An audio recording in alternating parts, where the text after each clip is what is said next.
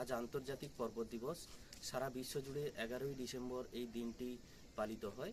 আমরা জানি যে ভূপ্রকৃতিগত অবস্থান হিসেবে পর্বত কিন্তু অত্যন্ত গুরুত্বপূর্ণ। পর্বত সাধারণত পাহাড়ের থেকে অনেকটা বেশি উঁচু হয় আমরা জানি, এবং এই পর্বত সৃষ্টির পেছনে মূলত দুটি কারণ ভূবিজ্ঞানীরা খাড়া করেন। একটি হচ্ছে প্লেট টেকটনিক থিওরি, অর্থাৎ মহাদেশীয় এবং মহাসাগরীয় পাতের সংঘর্ষের ফলে বহু কোটি বছর আগে ভূপৃষ্ঠের অংশ উঁচু হয়ে কিন্তু পর্বত সৃষ্টি হয়েছে। আরেকটি তত্ত্ব হলো যে আগ্নেয়গিরির অগ্নুদ্গীরণের ফলে ব্যাপক সংখ্যক ব্যাপক পরিমাণে লাভা বেরিয়ে এসে সেগুলো কোটি কোটি বছর ধরে সেগুলো ঠান্ডা হয়ে জমে কিন্তু পর্বত সৃষ্টি হয়েছে। তো প্রতি বছর এই দিনে পর্বতের গুরুত্ব অনুধাবনের জন্যে এই দিনটি পালিত হয়। তো আমরা যদি ভারতবর্ষের প্রেক্ষিতটা দেখি, তো আমরা দেখব আমাদের এমনকি পৃথিবীর সর্বোচ্চ শৃঙ্গ যে মাউন্ট এভারেস্ট, সেটা আমাদের হিমালয় পর্বতেই কিন্তু অবস্থিত।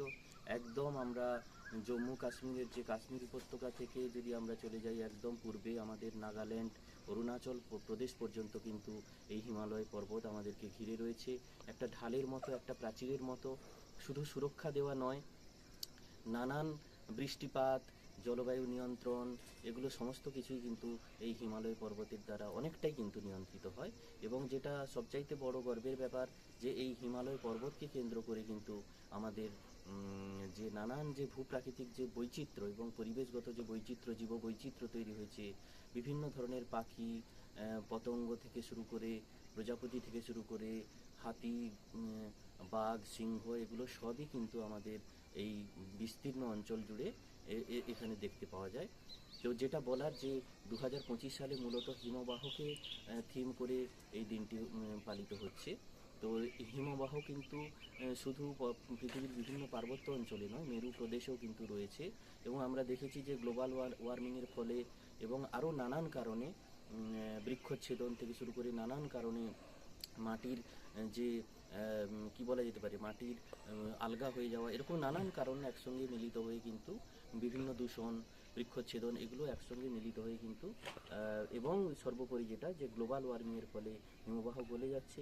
এবং এখানে একটি তথ্য আমাদের জেনে রাখা ভালো, যে পৃথিবীর স্বাদু জল অর্থাৎ মিষ্টি জলের 70% কিন্তু এই গ্লেসিয়ার অর্থাৎ হিমবাহ থেকে কিন্তু আসে।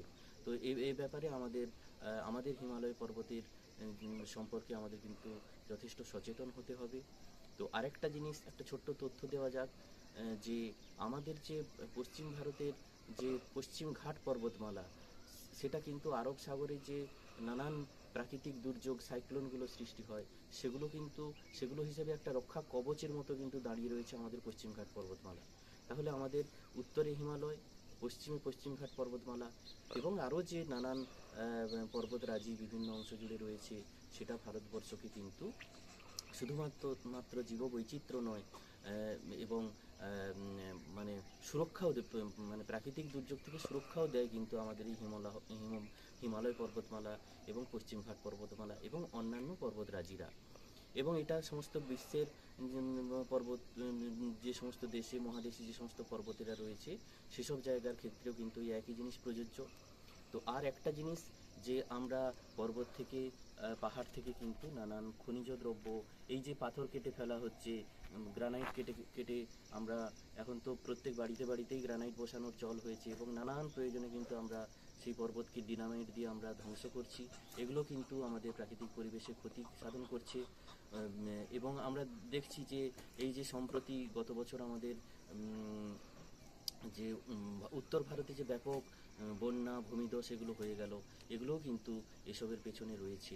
এই ধরনের আমাদের মানুষের অবিবেচকের মতো যে আমরা কাজগুলো চালিয়ে যাচ্ছি, তার ফলেই কিন্তু আজকের পর্বত কিন্তু ধ্বংস হতে বসেছে। সেটা হয়তো ইমিডিয়েট নয়, আমরা হয়তো এই ক্ষতিটা এখনই বুঝতে পারছি না, কিন্তু আমরা যদি এখনই সচেতন না হই, তাহলে কিন্তু একদিন সমূহ বিপদ ঘনিয়ে আসবে।